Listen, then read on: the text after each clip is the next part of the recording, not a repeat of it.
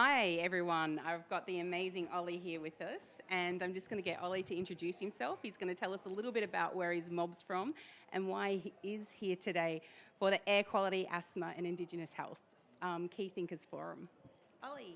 Yeah, Jingala Bluglamere. Hello everyone. Oliver Costello. I just want to acknowledge country here on Durra Glen. I'm a Bundjalung man from the Northern Rivers of New South Wales, so it's a great honour to be here and share a bit of knowledge and connect with everyone today. Ollie, we listened to your presentation and it was amazing. So I love how you connect in where your mob's from, and I just actually want to know what's your passion around. You know, you got to do the great starting and around a little bit about you, but why is it that you're here and you're passionate about today? Yeah, I don't know. I sort of feel like it's just all a journey. I don't know, like I've been passionate about caring for country ever since I was young, you know, like growing up in the creeks and the streams and just, I guess, learning about country, and I guess the opportunity to connect with country has been a really big part of my life. And so, like working in the fire space, I guess, you know, I met Veronica. Veronica brought me along today, Veronica Matthews, so it's great to tune in with another mob down here.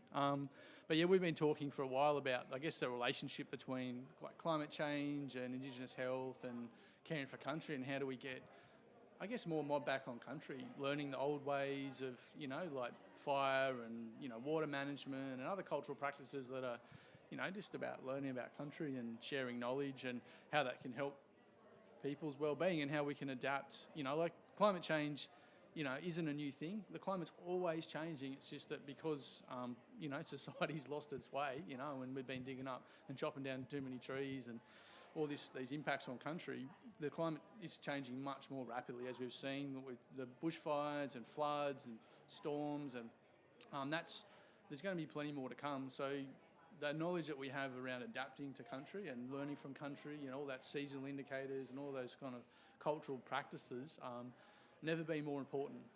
And the more people we get on country learning that knowledge, the healthier the country will be and the healthy people will be, because they'll be out learning and being empowered and, you know, physically active and, you know, eating more positive, you know, like nature-based foods and bush tucker and, you know, all that good stuff. Yeah. So it's all the things, and I love how you talk because there's so much enthusiasm and just realness within it as well.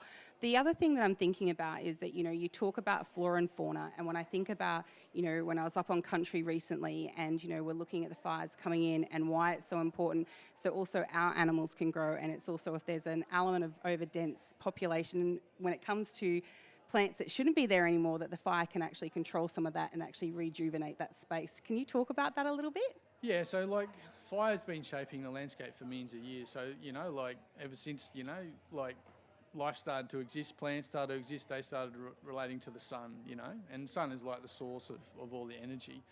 And then lightning, you know, has started to shape the land. So, you know, before people, you know, lightning was shaping the landscape. So all these plants and animals have grown up with fire, and they've learned all these fire relationships. And as our old people learnt that story and become a part of that story, they started learning how you can burn different ways. And so, you know, we don't sort of talk about burning sort of for wildfire protection so much, but obviously that's a part of it, because the main reason you burn is because it's good for the land and that plants the animals, and that not only does it protect them, it also enhances them. And so when you have that knowledge, you can apply fire in different places and promote different species and discourage different species, because all the plants and animals are like people.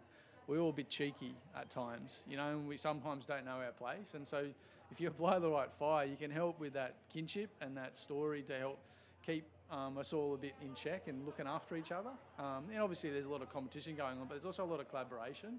And so if you have that knowledge, you can create these fire pathways and other, you know, like water and all these different sort of cultural pathways by just knowing what to do when you're there. And so turning up in a place and having a connection to that place and understanding who you are and why you're there, then you can contribute to that space, you know. And so that's what, you know, that's what fire can teach people. And there's a lot of other things that can teach it, but fire's good for that, because everybody understands fire in a way, because we all get taught not to touch it, you know, because it's hot, you know, and not to play with it because, you know, it might get away.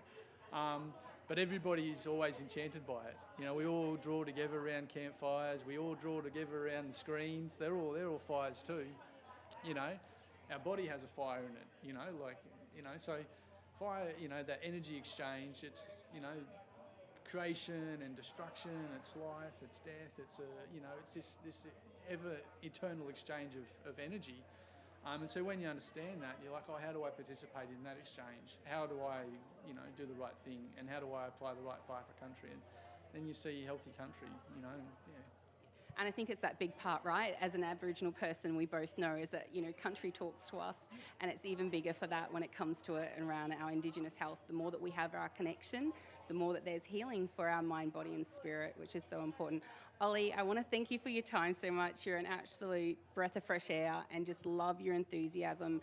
And I can't wait for more people to learn about you and what you do as well. So anything last that you want to say before we go? Oh, just one thing before I kept forgetting to talk about.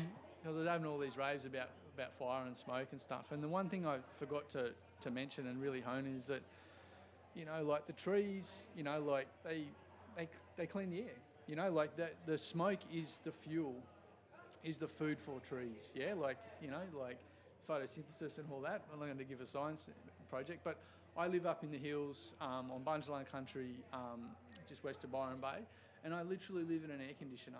I literally, you know, we have really good temperature, really good air quality, you know, and so by understanding that, you know, like how do we restore country? Like, you know, like where are a lot of the health problems? They're in urban and dense and cleared landscapes. So how do we actually regenerate the landscape? So we get the natural air conditioners, we get the filters, we get all those natural cycles. We burn them all day, so we get the right smoke, we get the right canopy, all that story. And so when we get that in place, you know, that's that reciprocity, that's that connection to country, that's that healing that we get to share together. You know, is live in the air conditioner, you know, like clean water, clean air, all these systems, they rely on us doing the right thing, you know, being responsible and managing country the right way. And so that's the take home really is, you know, there's so much to learn about ourselves in the landscape, you know. Our bloods are the rivers are our blood, you know. It's all connected, yeah. And it all can get very kind of sloganistic, but it's a real thing. Yeah. It's the systems, our systems have evolved in the same, you know, landscape, and yeah. We're connected to it. Yeah. I love how you actually had your children in there as well, yeah. For our Jajums coming up and actually learning that.